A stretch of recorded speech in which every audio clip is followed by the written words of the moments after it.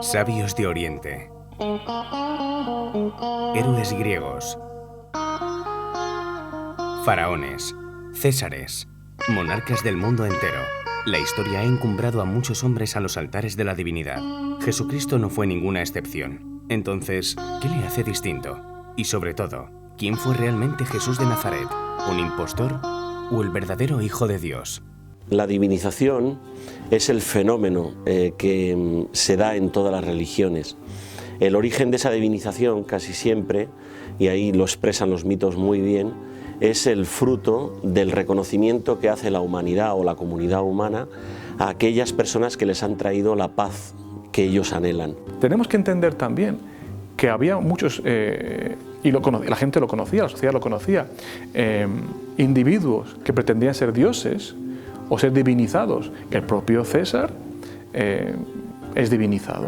En la religión griega tenemos desde luego figuras de hijos de dioses que habitan entre los hombres, como Heracles o Dioniso, pero no conviene olvidar que son mitos, que no son hombres que existieron realmente y después fueron divinizados por los poetas. Se diviniza a las víctimas, ¿no? En Cristo es divino antes de ser victimizado en la pasión. La consideración de su figura como la segunda persona de la Trinidad, encarnada y muerta y resucitada para la salvación de los hombres, eso no tiene paralelos en la religión griega. Irrumpe en la historia algo inédito, algo absolutamente novedoso, porque Él se pretende Dios y no es una cuestión de proyección antropomórfica como es el resto de los dioses de la humanidad, ni es el fruto de una creación de la propia comunidad humana, como suele resultar en el caso de los otros dioses. Por una parte, quiere dejar claro que Dios ha venido a la tierra y se ha encarnado en la tierra y en la vida de los hombres, y que Él es ese Dios, que Él es el Mesías esperado por Israel, por eso va a dar cantidad de signos donde Israel y todo judío sepa que esos gestos son mesiánicos permanentemente, y que esa pretensión mesiánica es universal. Y lo que Jesús ciertamente sí que se ve en muchos aspectos que va haciendo es que va llevando hasta el límite y rompiendo los moldes judíos previos a él. Pero si Jesucristo tenía la pretensión de ser Dios absoluto, ¿cómo se refleja esto en su relación con la fe judía? La ley para los judíos era las leyes básicas de su sociedad que gobernaban su relación con Dios, su relación con los demás. En el fondo, cuando un hombre se siente que cumpliendo la ley se salva a sí mismo y se convierte en juez de otros que no cumplen la ley. Eso es el espíritu de lo farisaico, ¿no? Cristo quiere superar este espíritu. Se da cuenta de que su pueblo, a quien ama y de que es parte, utiliza la ley de una manera distinta de la que fue dada en el principio en el monte Sinai. No es que la ley fuese opresiva, pero la forma de que se había interpretado sí que había llegado a hacerla. Cuando Él se pretende cumplidor de la ley de Moisés, está diciendo que Él es más que Moisés y que aquí hay un nuevo Moisés y hay un nuevo Sinaí, y eso también lo hace con gestos. Hay una clara pretensión de Cristo de manifestar una nueva teofanía, una nueva aparición de Dios en la historia para dar una nueva ley al nuevo pueblo de Israel. Entonces Él tiene que dar una nueva interpretación de la ley si quiere ser este Mesías reconocido por ellos. Lo que Él hace, por ejemplo, es resumir toda la ley y los profetas en 2 preceptos: el amor a Dios sobre todas las cosas y al prójimo como a uno mismo. Por lo tanto, no es una nueva ley, ya estaba en el Levítico. El sábado, el sábat, el día de descanso, se da para el ser humano, para que el ser humano pueda descansar en una economía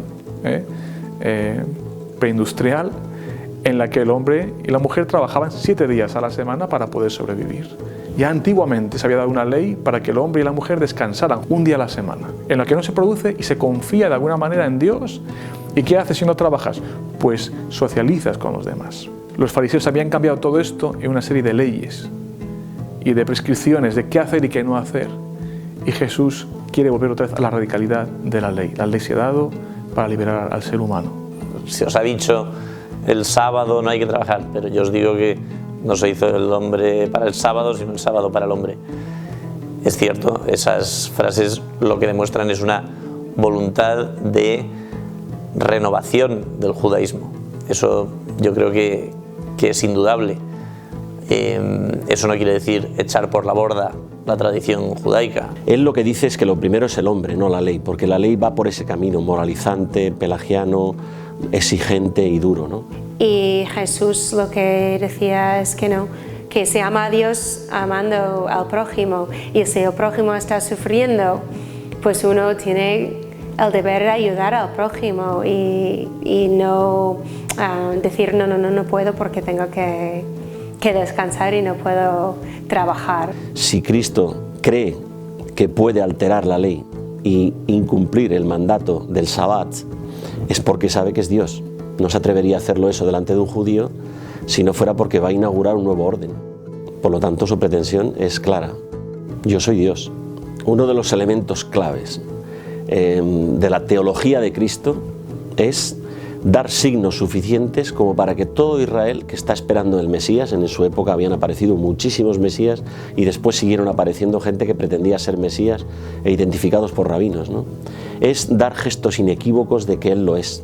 Por ejemplo, en la explanada del templo, cuando ve a los mercaderes con las mesas haciendo cambios de monedas para pagar el tributo, para pagar los animales del sacrificio, etc., el gesto de trenzar una cuerda, todo eso está en el Antiguo Testamento. Está en el contexto de la purificación del templo, ¿no? De que es un lugar santo en el cual la presencia de Dios no puede aceptar el mercadeo. Pero al poner en cuestión este sistema sacrificial, está poniendo en cuestión el Dios que está justificando y legitimando el funcionamiento de este sistema sacrificial. Respeta las fiestas judías, va a darles un significado, paga los impuestos, va con sus padres al templo, discute con los doctores de la ley. Él está siempre presente en el templo porque allí es donde para su pueblo, que él es judío, Dios ha acontecido. Lo único que pasa es que Dios ha vuelto a acontecer y él tiene que dar una nueva lectura porque la religión se ha corrompido. O sea, la acción que realiza Jesús es poner en cuestión el significado del templo y en ese sentido una destrucción simbólica del templo. Yo soy el templo, yo lo destruiré, lo reconstruiré en 3 días y el templo sois vosotros y en ellos quiere habitar el Espíritu Santo. Está haciendo una reubicación del templo, ¿no? Y esto no es más que una último intento de decir, yo soy Dios.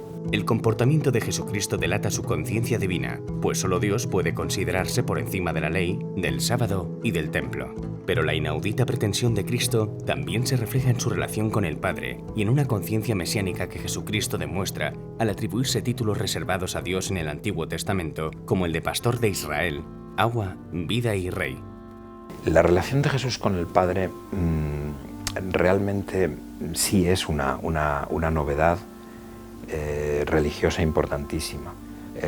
La intimidad de Jesús con el Padre es única.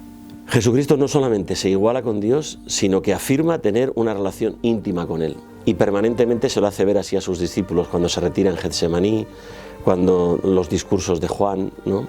Habla de que el que me ve a mí ve al Padre, y que solamente al Padre se accede por Él, que Él es el único mediador, y que por eso está aquí, porque es el delegado del Padre, como si dijéramos, para la humanidad.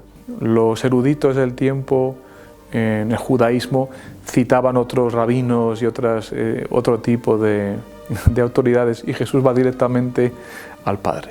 Cuando él tenía esa pretensión de ser el Hijo de Dios, de ser uno con Dios, eso no era algo que se había contemplado en el judaísmo antes, porque Dios es Dios y es uno, y eso también afirmamos, pero Dios que tuviese hijos, sí, hijos, porque Dios tiene hijos, ¿no? Gente muy cercana a Él, pero que fuese de la misma esencia que Dios, pues eso era algo novedoso. Ningún otro profeta pretendía aquello. Y por ejemplo, un dato filológico que es interesantísimo es el uso de la palabra Abba.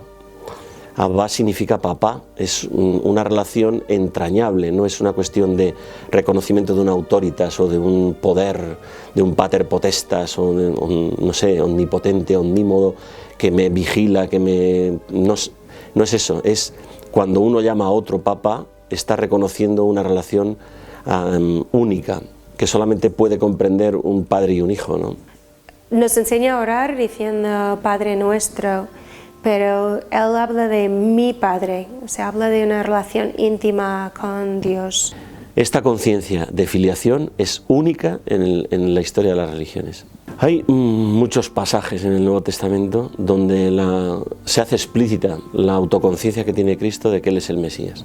No todos aceptaban que era el Mesías, pero que pretendía ser el Mesías, pues era bastante evidente. Hubo muchos falsos mesías, mucha gente que pretendía ser el Mesías. Jesús no era el único. Fundamentalmente está el hecho de que Jesús llama al pueblo entero, reconvoca a las tribus de todo Israel, a las tribus incluso perdidas, al elegir personas que estén junto a él, y precisamente en número de 12. El pasaje de la Samaritana, donde él se manifiesta curiosamente con esto que habíamos dicho, ¿no? Yo soy, ¿no?, el que te está hablando, el que tú estás esperando, ¿no? Como todo Israel, y por eso te conozco y conozco cuál es tu debilidad, y por eso te amo y te miro con ternura y te digo que el marido que tienes ahora tampoco es marido tuyo. Te estoy diciendo que Dios mismo viene a amarte a ti porque yo soy Dios, y por eso te puedo reincorporar al pueblo de Israel, y por eso puedo reconocerte una dignidad que no te reconoce la comunidad humana, ¿no? Cristo reitera mucho el yo soy, que Yahvé dice en el Sinaí a Moisés cuando le pregunta ¿qué le tengo que decir al pueblo que tú eres? Pero cuando dice yo soy, la forma en que lo dice es un código para yo soy quien soy, Yahvé, ¿no? El nombre de Dios. Otro pasaje importante es, para mí, desde este punto de vista, el hecho de que el día del Yom Kippur él vaya con sus discípulos hacia Cesarea de Filipo, ¿no? Es un sitio corrompido, pagano, es imposible que un judío pise esa tierra. Y le hace una pregunta ya a los discípulos que es definitiva: ¿quién dice la gente que soy yo? Y allí confiesa Pedro, de forma espontánea, como él es, ¿no? Tú eres el Hijo de Dios vivo. El reconocimiento de que Cristo es el Hijo de Dios vivo es otro de los apelativos del Mesías. Y por eso le dice: esto, Simón Pedro, no te lo revela la carne ni la sangre, sino el Padre, ¿no?, que está en los cielos, ¿no? La conciencia mesiánica y la intimidad de Jesucristo con el Padre atestiguan de una incontestable pretensión de divinidad. Pero en última instancia, esta presunción divina solo tiene un objetivo: la fe de los hombres en Jesucristo como Dios Salvador. Y he aquí que le traen un paralítico echado sobre una camilla. Y al ver la fe de ellos, dijo Jesús al paralítico: confía, hijo, tus pecados están perdonados. Y algunos de los escribas pensaban entre sí: este blasfema. Jesús conoció sus pensamientos y dijo: ¿por qué pensáis mal en vuestro corazón? ¿Qué es más fácil decir? ¿tus pecados están perdonados? O decir: levántate y anda. Pues para que veáis que el Hijo del Hombre tiene poder de perdonar los pecados en la tierra, dice entonces al paralítico: levántate, toma tu camilla y marcha a tu casa. Se levantó y marchó a su casa. Jesús no se plantea si la persona ha pecado o lo ha merecido o no lo ha merecido, porque la gracia viene o deviene y entra gratuitamente. Lo que está diciendo Cristo es: yo traigo la salvación, yo soy aquel que estáis esperando. ¿Y qué reclama esta oferta de salvación? Que creas en ella. Es otro de los grandes temas teológicos del Nuevo Testamento. ¿Qué es la fe? Fe es confianza en Dios. Confianza en que, aunque no lo parezca, solo el amor absoluto es la clave de todo.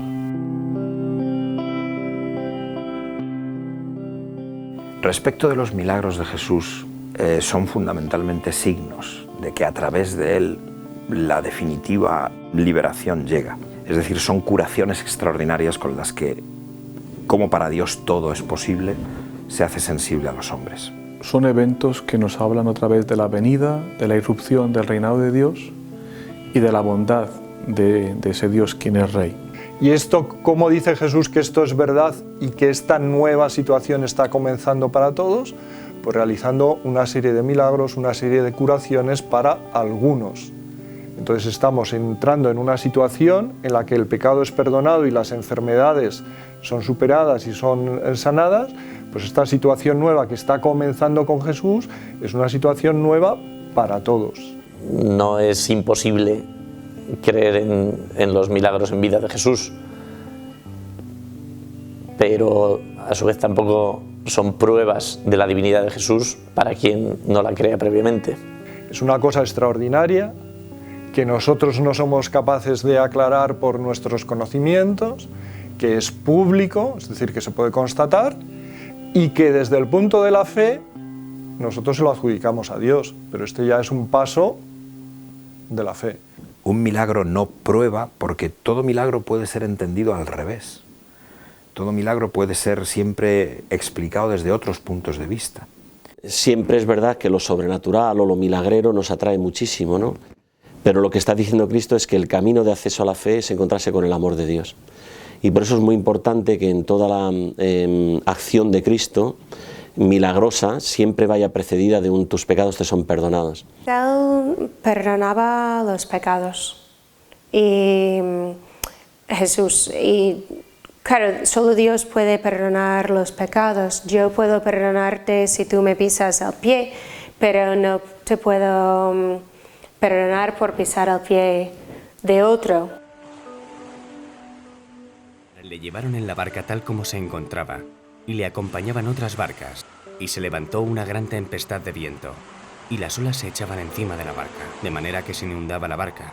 Él estaba en la popa durmiendo sobre un cabezal. Entonces lo despiertan y le dicen: «Maestro, ¿no te importa que perezcamos?».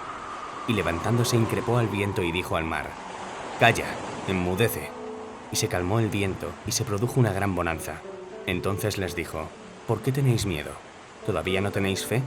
Y se llenaron de gran temor, y se decían unos a otros: «¿Quién es este que hasta el viento y el mar le obedecen?».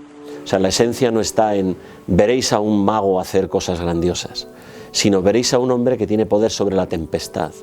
La tempestad es el paradigma de la muerte y del pecado. La fe es una especie de reclamo al agradecimiento, no reclamo a la inteligencia. Aunque la fe pueda y tenga que ser razonable y todo lo que tú quieras, el impacto que causa Cristo en el mundo judío no es por lo que apela a la inteligibilidad o a la racionalidad de lo que Él hace, sino al corazón de un hombre frágil, ¿no? Y luego viene después la teología, ¿no? No aguardes ningún fin a este suplicio hasta que venga un Dios y asuma sobre sus hombros tu culpa y baje a las cavernas del Hades y a las moradas sin luz que hay en el Tártaro. Jesucristo aspira a ser ese Dios que rompa las cadenas del hombre y que dé un sentido nuevo a su dolor. Elías había hecho algunos milagros, pues Jesús hace más y los hace en su nombre. Moisés había traído una ley de parte de Dios, pues Jesús la corrige y la interpreta en su nombre. Dios llama a los profetas en el Antiguo Testamento a una vocación, pues Jesús llama a él directamente a los discípulos.